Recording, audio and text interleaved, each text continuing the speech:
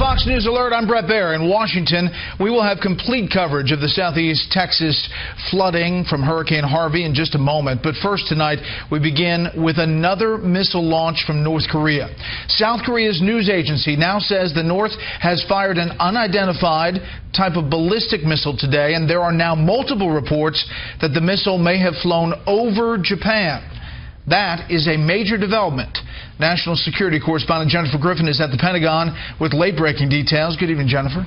Good evening, Brett. The Pentagon is still assessing the trajectory of this latest missile fired from North Korea. As you mentioned, Yonhap, South Korea's news agency, first reported within the last hour that the missile was fired somewhere close to Pyongyang, the capital of North Korea. It flew toward Japan. There are reports from the ground in Japan that it actually flew over northern Japan. The Missile Defense Agency here at the Pentagon put out a report suggesting that the missile had in fact flown over Japan. This is the 18th missile fired by North Korea since the start of the year and comes just days after President Trump warned North Korea not to do more. This is what he said at a rally on Tuesday.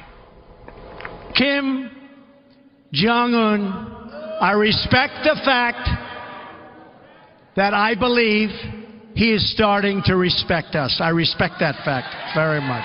Respect that fact. And maybe, probably not, but maybe something positive can come about.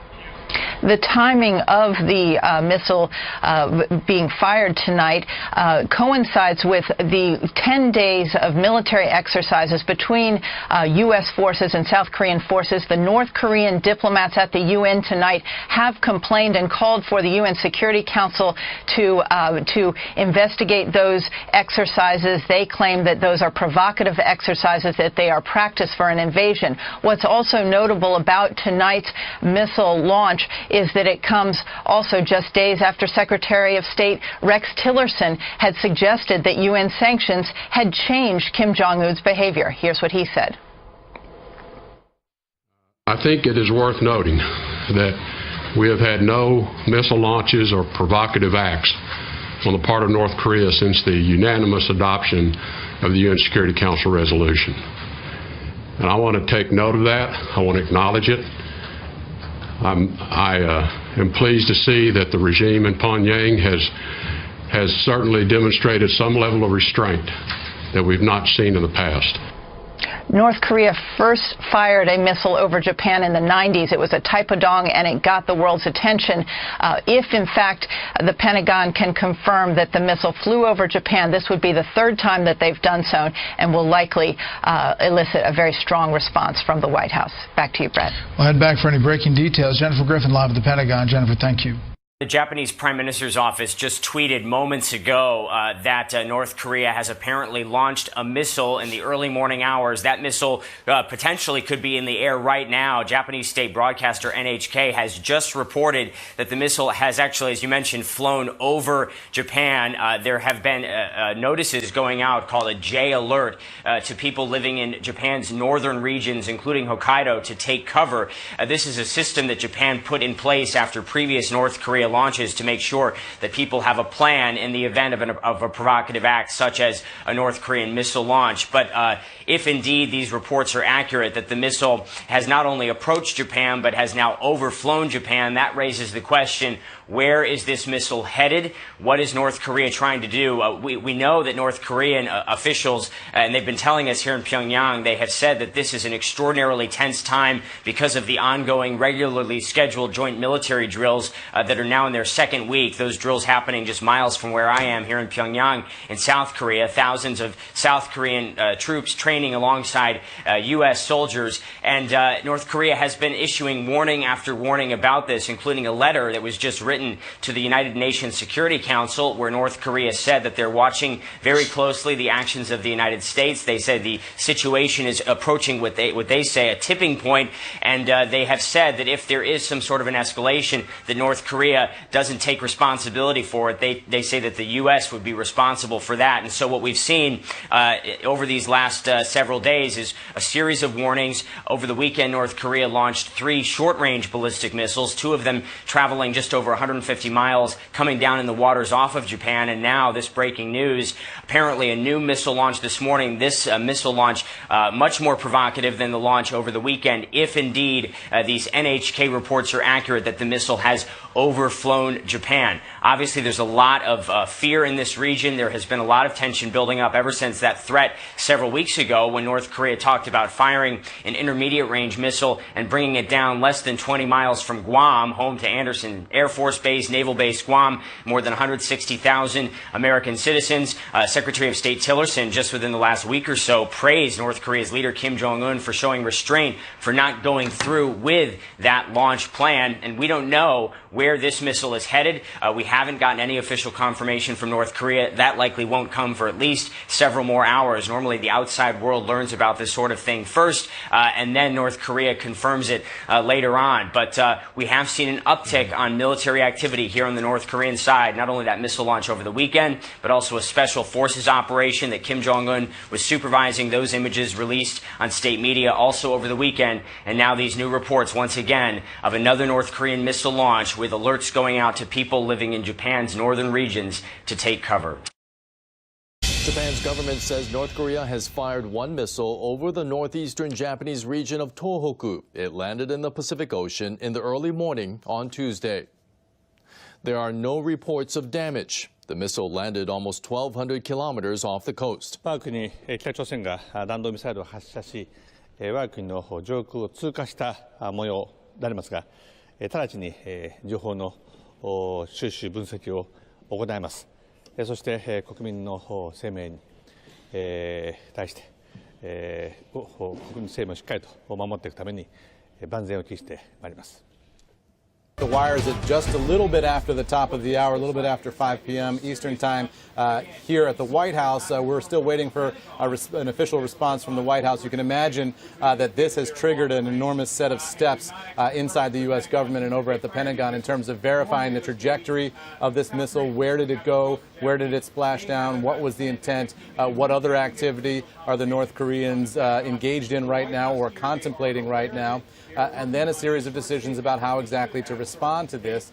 Clearly a potentially provocative act by the North Korean government, and we'll wait for the official U.S. response, also the Japanese and South Korean response as well in the coming minutes and hours. Tensions between North Korea and the U.S. have been high after U.S. President Donald Trump ramped up his rhetoric against the reclusive country. The world has watched as Pyongyang has improved its missile and nuclear capabilities, with observers debating how far those capabilities have improved.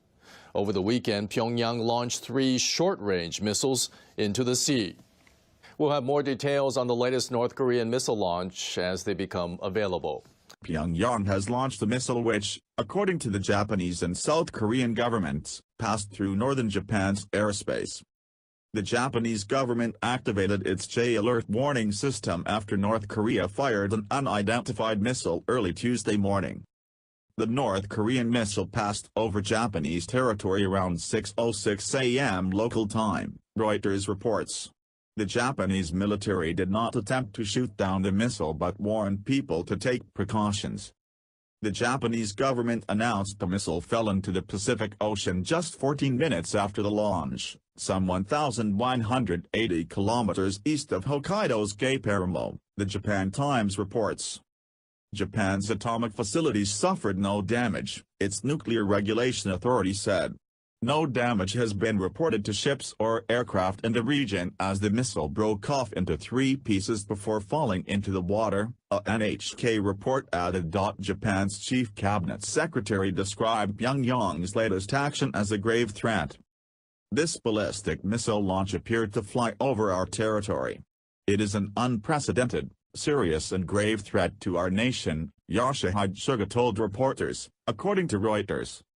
Suga added that Tokyo will work closely with Washington and Seoul, as well as other regional countries to issue an appropriate response.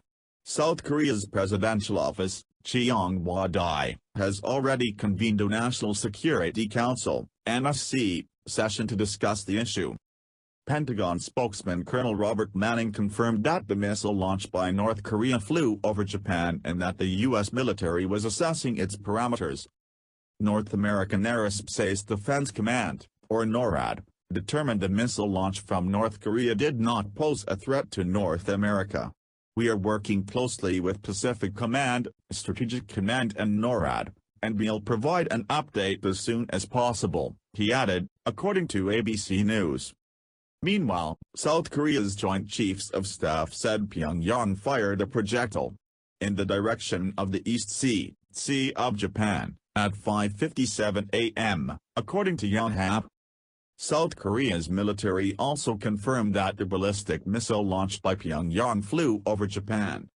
It passed through the sky over Japan, the JCS said. It touted that the American and South Korean militaries are now analyzing the latest North Korean missile launch. The latest incident comes just 3 days after the North fired 3 short-range missiles into the Sea of Japan. According to the Pentagon, 2 of the missiles fell into the water, while a third blew up on the launch pad on August 26.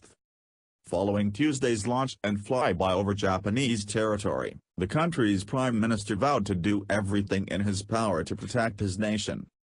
We will make utmost efforts to firmly protect the lives of the people, Shinzo Abe said Tuesday before convening an emergency session on the missile firing, Reuters reports.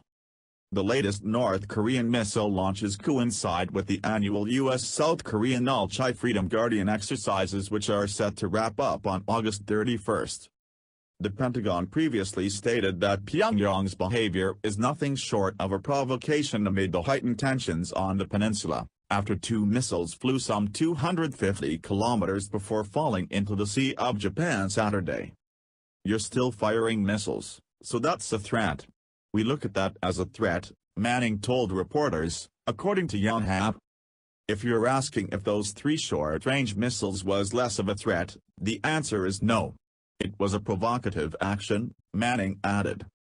Stating that Saturday's test did not exhibit advancements in Pyongyang's ballistic missile technology, Manning however added that we have to make the assumption that they continue to learn throughout each one of these missile launches. We watch North Korea very closely and we'd be postured to respond, the Pentagon spokesman concluded. Tensions between Pyongyang and Washington reached new heights after U.S. President Donald Trump recently threatened to unleash fire and fury on North Korea if it continues making threats against the United States. Trump's strong comments followed the July 28 Hwasong-14 ballistic missile launch by North Korea, after which Pyongyang boasted about having acquired the capability to strike the U.S. mainland.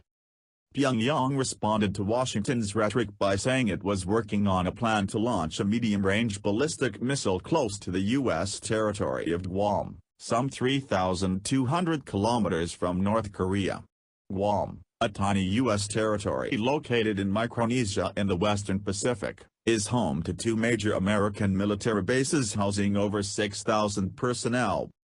In a related development, South Korea's National Intelligence Service warned Monday that its neighbor might be preparing its 6th nuclear weapon test from a nuclear test site in Pyongyang. North Korea had conducted 5 nuclear tests, in 2006, 2009, 2013 and in January and September 2016. During the last test, the North claimed it had successfully detonated a small nuclear warhead. Amid the ongoing North Korean ballistic tests, the UN Security Council earlier this month unanimously agreed on a new set of restrictive measures against Pyongyang. The new round of sanctions banned North Korean exports of coal, iron ore, lead ore and seafood. It also prohibits increasing the current numbers of North Korean laborers working abroad, new joint ventures with Pyongyang and new investments in joint ventures.